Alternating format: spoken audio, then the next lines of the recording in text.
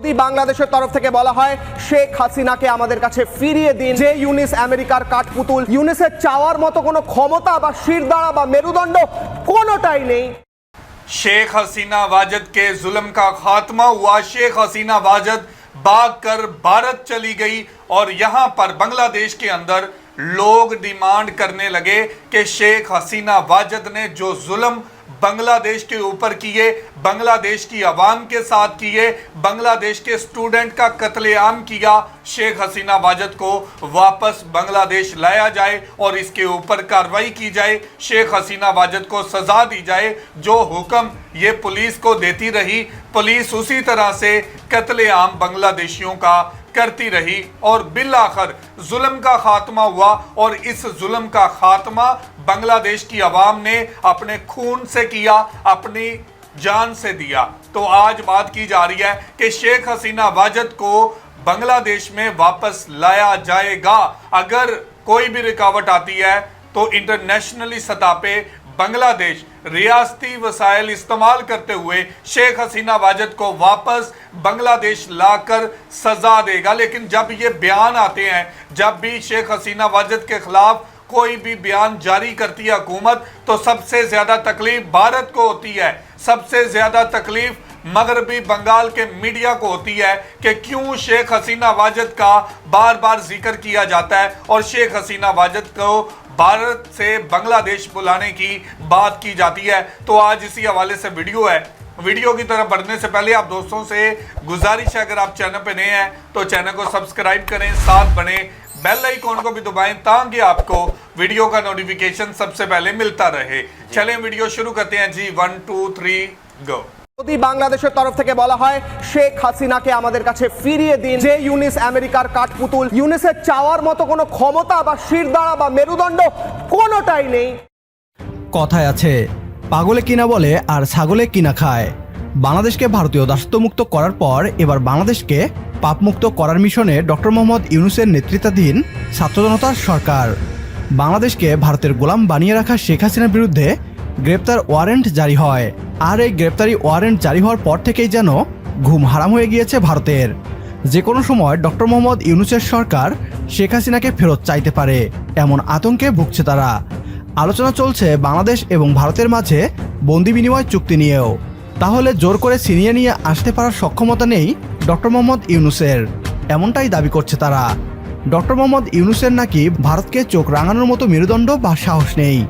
কেন শেখ হাসিনার গ্রেপ্তারি পরোয়ানা নিয়ে আতঙ্কে আছে পশ্চিমবাংলার মিডিয়া?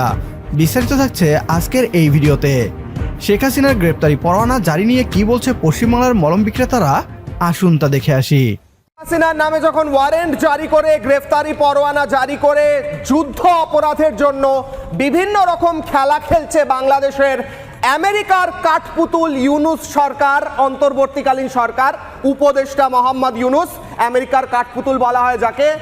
তারা চাইছে, এরপর তারা হয়তো চাইবে ভারতের তরফ থেকে বাংলাদেশে ফেরানো হোক শেখ হাসিনাকে। এখন পর্যন্ত চাওয়া হয়নি, কিন্তু এমনটা হতে পারে। যদি এমনটা হয় তাহলে ভারতের বিদেশ মন্ত্রক তো বুক চিতিয়ে জানিয়ে দিল যে এই মুহূর্তে শেখ হাসিনা বাংলাদেশে রয়েছেন। কি কি পসিবিলিটিস আছে, কি কি এই মুহূর্তে সম্ভাবনা আছে যদি বাংলাদেশের তরফ থেকে বলা হয় শেখ হাসিনাকে আমাদের কাছে ফিরিয়ে দিন।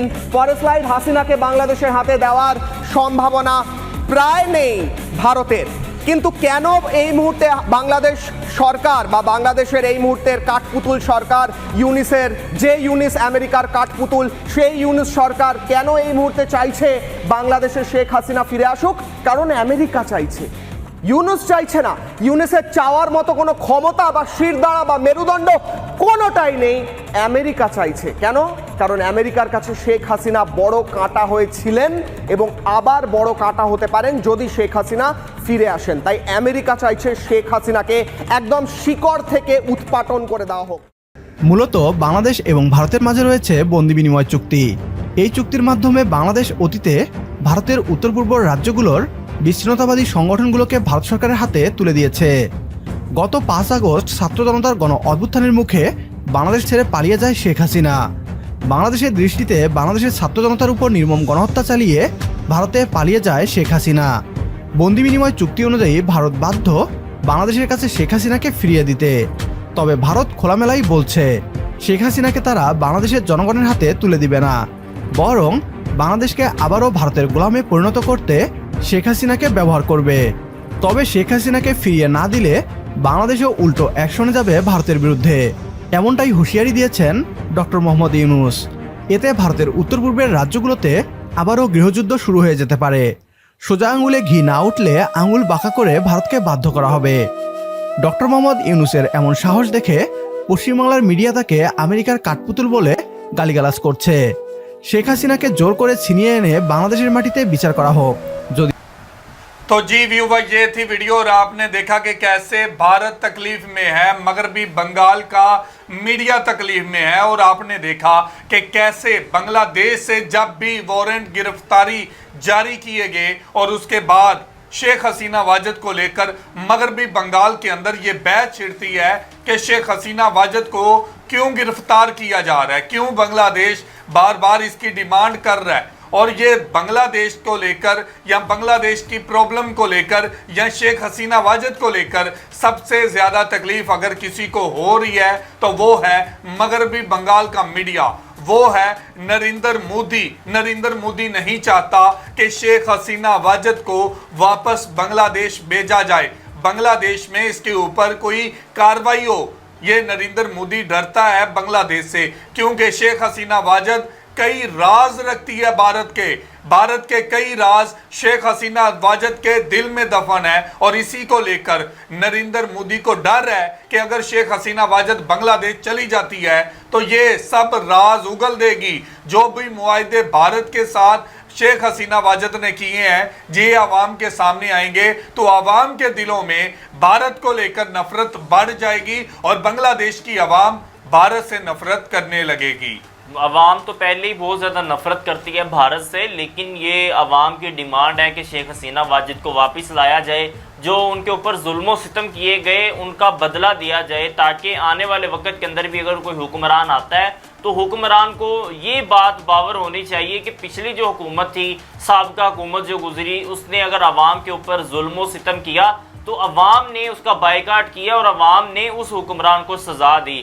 आने वाला हुक्मरान होगा वो आंखें खोल के काम करेगा। इस तरह के बड़ी ज़रूरी बात है ये वाली कि बांग्लादेश के अंदर शेख हसीना वाजिद को वापस लाया जाए और उसके ऊपर कार्रवाई करके उसको सजा दिलवाई जाए। अवाम ये चाहती है हुकूमत ने जितने भी जुल्म सितम किए उन सब का हिसाब किताब लिया जाए। बिल्कुल। और शेख हसीना वाजिद ने अपनी हुकूमत के अंदर अपनी हुकूमत का गलत इस्तेमाल किया, अपनी ताकत का गलत इस्तेमाल किया और अपनी ही आवाम के ऊपर अपनी ही पुलिस से जुल्म करवाए, अपनी ही पुलिस से कत्लेआम करवाया और माओं के लाल को उनसे दूर किया, बांग्लादेश के फ्यूचर को तबाह किया।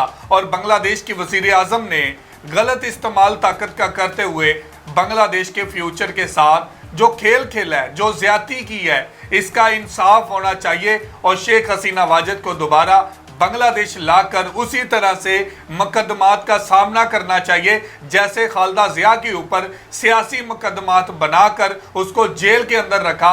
आज उसी की कटहरे के अंदर शेख हसीना वाजिद खड़ी हुई नजर आ रही है। तो ये थी आज की वीडियो। आप इस वीडियो के बारे में क्या कहना चाहते हैं ज़रूर कमेंट करके हमें बताइएगा। बहुत शुक्रिया।